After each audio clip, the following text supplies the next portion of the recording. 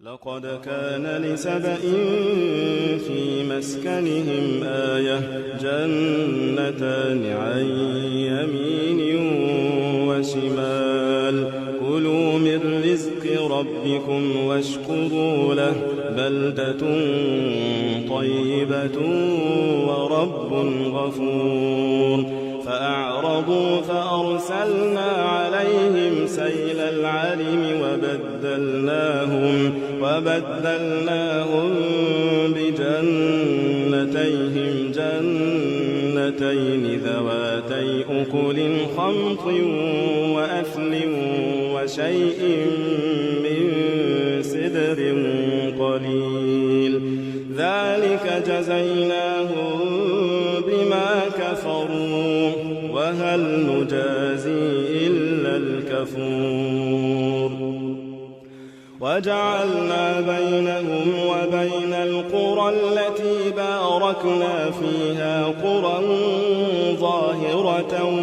وقدرنا فيها السير سيروا فيها ليالي وأياما آمنين فقالوا ربنا باعد بين أسفارنا وظلموا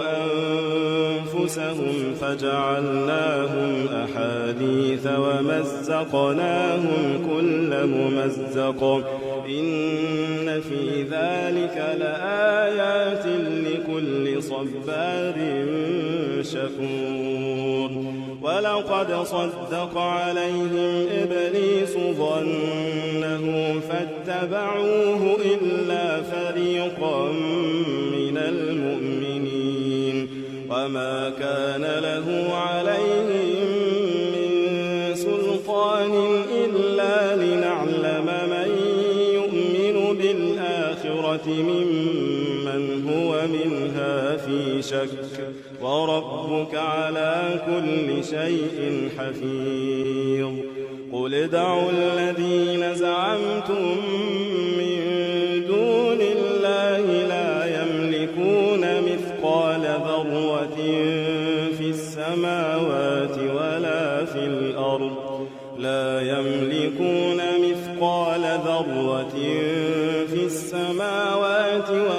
في الأرض وما لهم فيهما من